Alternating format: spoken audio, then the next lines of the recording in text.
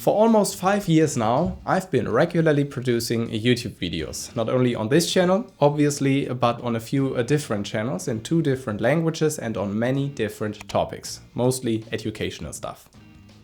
It is a ton of work and it has turned my life around. Or I could say it has taken over my life. Being a content creator now occupies most of my waking hours, which seems like a sad thing to say. Have I walked into a trap and am now a puppet of an internet culture that chases algorithms and dubious goals? I have heard this critique and I've thought about it, and honestly, I think no.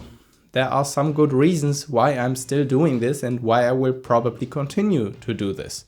There's some content thing, be it via YouTube, via blog, social media or whatever. 3 good reasons, in fact. The first reason is that to me this is fun. Otherwise I wouldn't do it, because life is too short for things that aren't fun. Or let me rephrase that.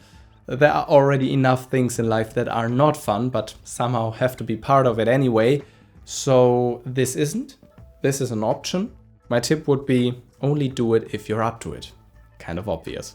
Secondly, I am building something. There are a lot of great activities that are fun and just a nice way to spend time.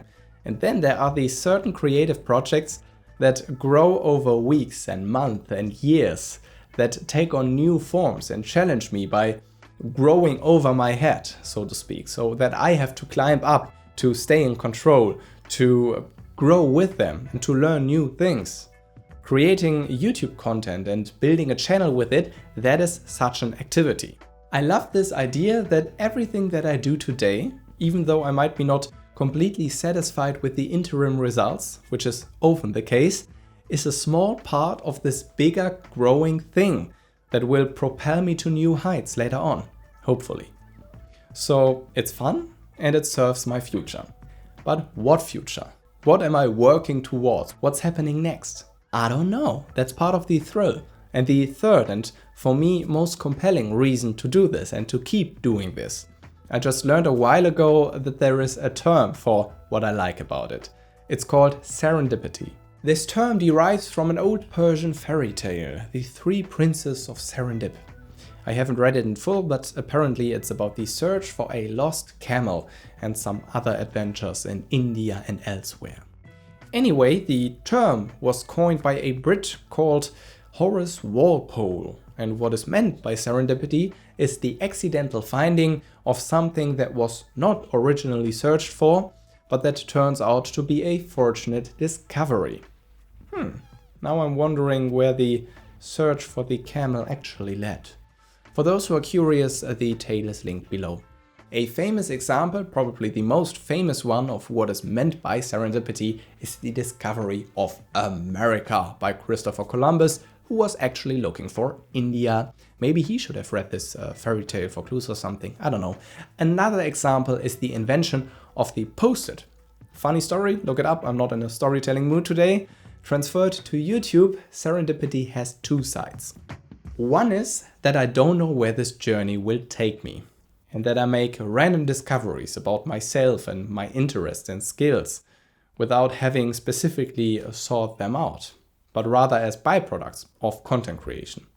For example, I would have never thought that note-taking and personal information management would play as big of a role for me as it does today. There's a whole philosophy behind it that I wouldn't have come across without participating in this YouTube game. Secondly, my channels and videos can be a fortunate or serendipitous discovery for other people. People who then in turn approach me with their ideas and projects, and that is great. As a content creator on the internet, you are sort of a continent that might be discovered without having been searched for. Be the America for randomly searching people, but without letting them slaughter your natives, or in this case, kill your very own ideas and character and voice and all. Sorry, bad metaphor. Or isn't it? Stay true to yourself while always ready for new adventures. So these are my 3 reasons for doing YouTube.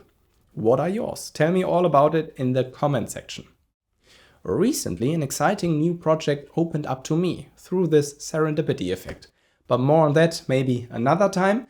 If this video helped you, then feel free to like, share, comment. I have a Skillshare class on how to write edutainment video scripts. Feel free to check that out as well. It's free within the Skillshare trial. You can find a link down below. And here are some more videos that you might like. Thanks for watching. See you next time. And I guessed that there was a woman on the camel, said the second brother, because I saw near the tracks where the camel had been kneeling also the shape of a human foot, which seemed to me to be that of a woman. However, it could also have been that of a child. I ascertained that because I saw that there had been urination near the foot. And when I put my fingers in the urine and wanted to smell it, I was immediately overcome by a carnal concupiscence, which I believe came from the foot of the woman. I kind of saw that coming. Old fairy tales, be it Persian or German, are always kind of strange, aren't they?